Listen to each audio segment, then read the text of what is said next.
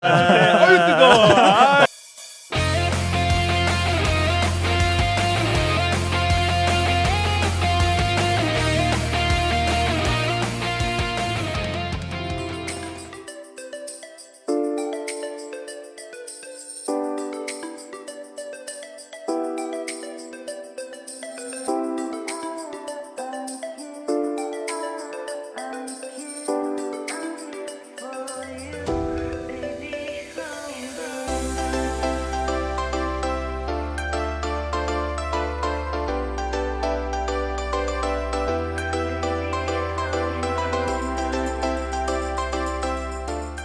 안녕하세요. 아 어색해. 매번 어색하네. 여기 근데 어디예요? 여기는 올해 1월에 오. 새로 짓고 5월 말에 주교님이 오셔서 축성한 아주 따끈따끈한 남학성당입니다. 와! 따따라따. 어이 뜨거워. 새 건물. 아주 요거 따끈따끈한 한번 이렇게 성당입니다. 다니면서 찍어야 되는데 이거 아, 브이로그. 네. 나중에 자료 화면을 보내세요. 네, 알겠습니다. 자, 오늘은 몇 과 할 차례죠? 오늘은 이제 5장 젊음의 길에 대해서 잠깐 설명을 하고 같이 이야기를 나누도록 하겠습니다. 젊음의 길의 첫 번째는 꿈과 결정의 시간이라는 내용으로 시작을 해요. 그래서 젊은이에 대한 이야기와 함께 그 젊은이들의 꿈, 희망, 그리고 실수와 불안감에 관한 이야기를 계속 열거를 합니다. 그러한 과정 안에서 우리가 맺을 수 있는 예수님과의 우정을 기도라는 단어를 통해서, 그 다음 내용은 형제적인 삶, 그것을 세상 안에서 우리가 어떻게 살아가야 하는지에 대한 내용까지, 이야기는 되게 짧게 했는데 우리가 고민하고 생각할 수 있는 참 좋은 내용이라고 생각을 합니다. 이 정도 하면 되겠죠? 네. 네. 훌륭합니다. 네. 엄청 힘들었어요. 너무 네. 길어요. 네. 길게 하면 잘린다고 해서 우리는 언제쯤 잘릴 수 있죠? 그러니까요. 네. 먼저 꿈과 결정의 시간 파트를 먼저 한번 볼까 합니다. 젊음의 굉장히 중요한 시기상의 특징이라 그럴까요? 바로 꿈꾸는 시기, 미래를 향해서 희망을 갖는 시기이지 않을까라는 생각이 듭니다. 그런 의미에서 여러분들의 지금의 꿈과 희망도 한번 돌아보고, 또 우리 신부님들은 과연 예전에 어떤 꿈과 희망을 갖고 살아난지 이야기를 들어보면 좋을 것 같아요. 꿈과 희망이 있으셨죠? 그럼요. 다 있지 않나요? 그럼요. 가득했죠. 가득. 근데 왜 지금 이러고 계셔요? 완성된 형태입니다. 축하드립니다. 네, 감사합니다. 꿈을 이미 이루셨나요? 이제 더 큰 꿈을 향해 나아가요. 아우, 이왕 쭉 올라가야죠. 방송 괜찮나요? 이런 말. 아이 커트. 자, 이거는 교회 입장하고 상관없이 커트해 주세요. 커트. 우리가 꿈이라고 하면 장래 희망하고 좀 연결이 되는 것 같아요. 저는 4살 때부터 신부님이 되고 싶다는 꿈을 가지고 그 꿈을 이어나갔던 것 같아요. 초등학교 입학할 때도 장래 희망 적는 칸에 신부님이랑, 중학교 입학할 때도 신부님, 고등학생 때도 신부님, 그리고 지금은 또 신부님이 됐네요. 근데 지금 저에게 꿈이 뭐냐고 물으신다면 신부로 죽는 것이라고 적을 수 있겠습니다. 위로 올라가는 게 아니라. 네, 저는 신부로. 그런 의미였습니다. 근데 저는 궁금한 게 있는데, 이렇게 초등학교, 중학교, 고등학교, 뭐 대학교까지 이렇게 지금 그 꿈이 계속 한결 같다고 하셨는데, 혹시나 그래도 한 번쯤은 이게 좀 아닌 것 같은데, 혹은 아니면 다른 꿈을 꿈꿔보거나, 아니면 위기가 중학생 때였던 것 같아요. 내가 믿지 않는 집안에서 태어났었다면 이 신앙을 내가 찾아왔을까? 내가 신부가 되고 싶다는 생각을 했을까? 스스로 묻게 되는 시간이 있었던 것 같아요. 그 가운데 우리가 이 5장에서도 얘기하게 되겠지만, 기도를 통해서 좀 더 하느님과의 어떤 관계, 또 예수님과의 관계를 좀 더 튼튼하게 할 수 있었던 것 같아요. 교과서.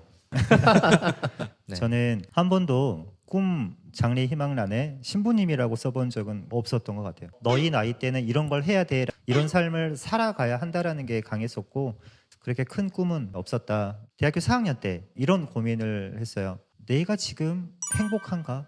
그때 한참 고민을 하다가 한 신부님의 천미사를 갔는데, 주변 사람들은 다 아이고 짠해라, 슬프다, 울고 있는데 그분은 제대 위에서 너무 행복해 보이더라고요. 사제가 되는 게 저렇게 행복한 건가?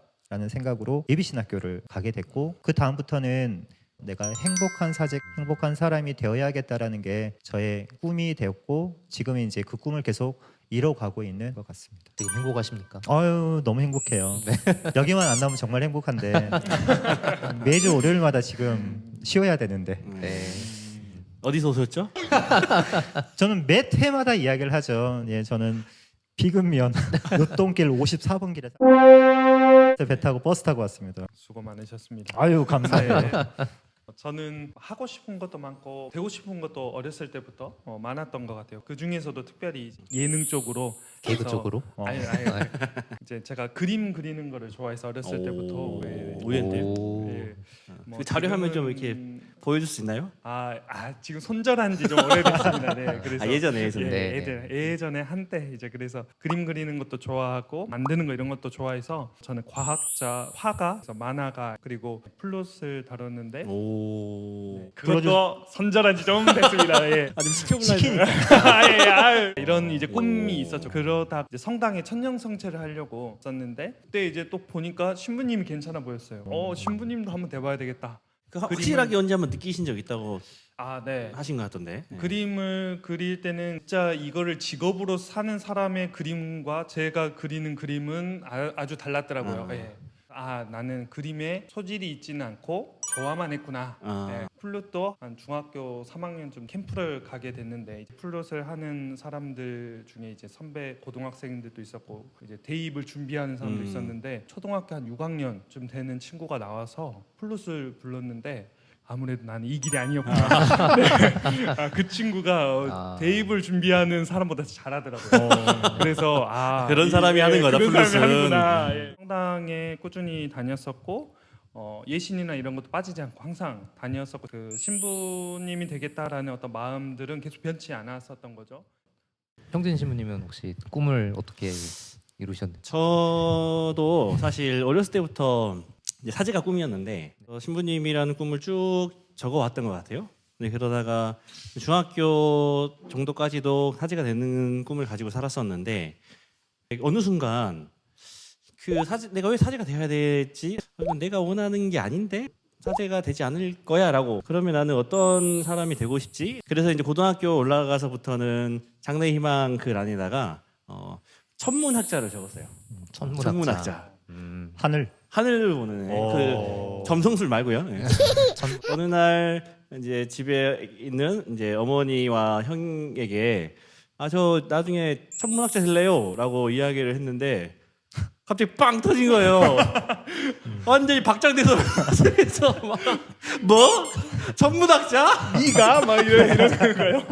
그래서 딱 그 반응을 본 순간 이건 아니구나 라고 바로 깨닫고 그럼 뭘 하지? 라고 조금 더 구체적으로 생각을 해봤는데 그때 막 한참 막 우리별 1호 막 이런 위성 막 이렇게 막 준비하고 그럴 때였거든요.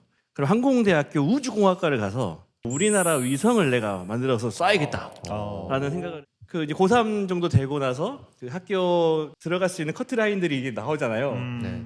내가 갈 수 없는 학교구나 하는 걸 깨닫고 현실 자각을 하게 되는.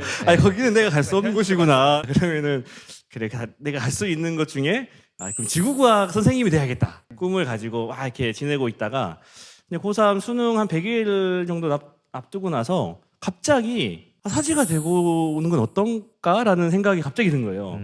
접었었는데 완전히. 그래가지고 수능을 100일 놔두고 ABC 신학생 모임 나갔죠. 근데 우리가 다들 알다시피 ABC 신학생 모임은 한 1년 정도 준비를 해야 되는데 너무 늦게 나가서 그 해에는 갈 수가 없고 내년에 1년 더 준비해서 가면 좋겠다라고 해서 그 다음 연도에 신학교에 입학을 하게 됐죠. 그래도 하늘을 보는 같은 그런 의미로서는 뭐 사제로서 하늘을 보는 편집해 주세요. 죄송합니다. 괜히 치고 들어갔네요.